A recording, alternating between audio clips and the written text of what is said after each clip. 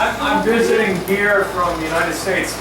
I'm a teacher in San Diego, California. So, you know Arnold Schwarzenegger? Yes. Yeah, he is my neighbor.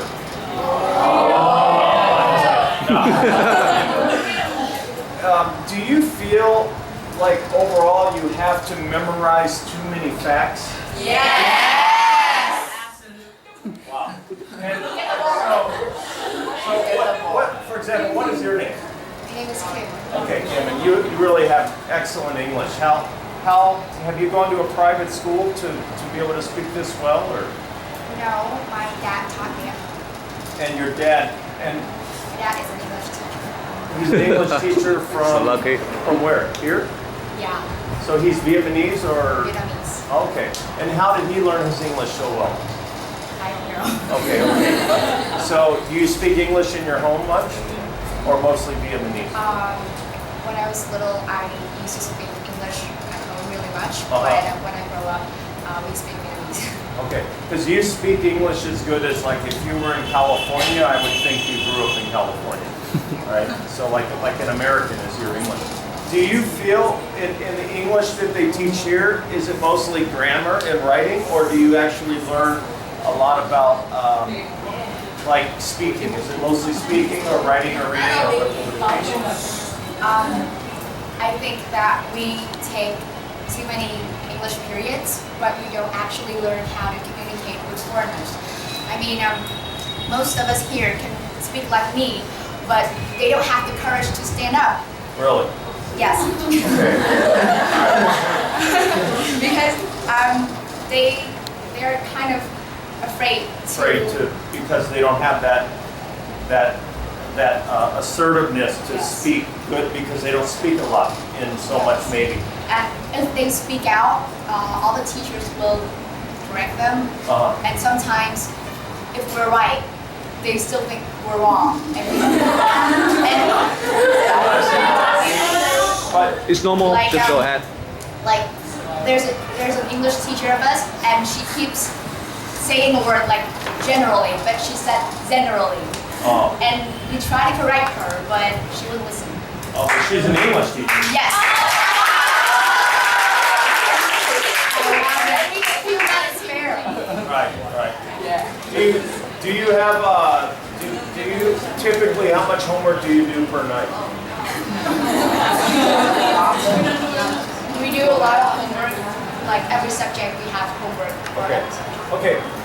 Okay, you can sit down. Thank you very much. I want to ask you, how many students here go to these, like when I'm in South Korea and Taiwan, they have these like schools after schools, right?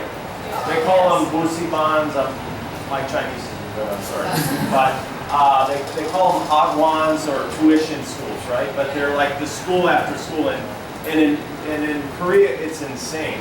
Like, it's insanity how many kids, what they do after school. And I've been in these schools and I followed them, and I'm blown away, because in the U.S. it's more about have fun and party, right? But the thing about this attitude is probably they will be working, you will be the bosses of them in the future, because they're just playing. There's so much playing, lack of discipline. At least they're out working hard and trying to get ahead, because the world is extremely competitive. But I'm wondering, how many of the students attend these private schools after school? How many people will go there?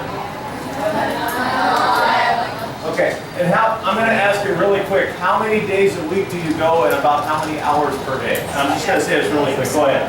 How many days a week? 6 days. 6 days? 3 hours. Are you related to Albert Einstein? Okay, who else? Who else goes to these schools? What do you go? I went to a Nguyen Thuong school, and I went there 5 days a week, and usually I stay there until 9 o'clock. 9 o'clock, wow. And what do you study there? Physics, math, biology, and chemistry. Wow, that's incredible. And who else goes to this? these types of, raise your hand if you go to these schools again, just so I can see. And do your parents make you go to this, or do you do it because you want to do it? Yeah, they want me to go there, but then I couldn't take it anymore, so I just told them that I couldn't, so they let me. Because it was so stressful? Yeah. You were so tired? Yes. Yeah, wow. And again, real quick, how many students, put your hand up high so I can see, how many students here attend these schools on every week? So let me count. Keep your hand up. 1, 2, 4, 5, 6, 7, 8, 9, 10, 11, 12, 13, 14, 15, 16, 17. You know, I'll just tell you something real quick about America. And what we see there is kids will not put this type of devotion into their academic life, generally. There's very, very few kids. But they will put this into their athletic life. Sports. Right? Sports. And the parents will support it in the U.S. for sports, but they won't support this for academics. So it's a big difference in culture. So, but thank you very much for this short conversation, and I did learn some stuff from you. So thank you. Thank you.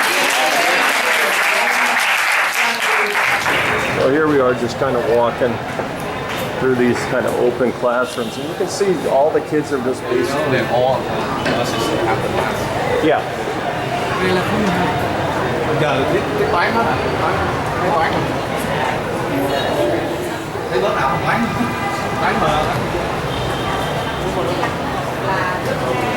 And again, this looks like. Oh, what class is this? Geography. Oh, geography. Okay. Well, they don't have this in math, but they have them in these classes. Some of the classes. Some of the classes. So that's the extent of their technology here for the most part. They might have a System under the table. Sure.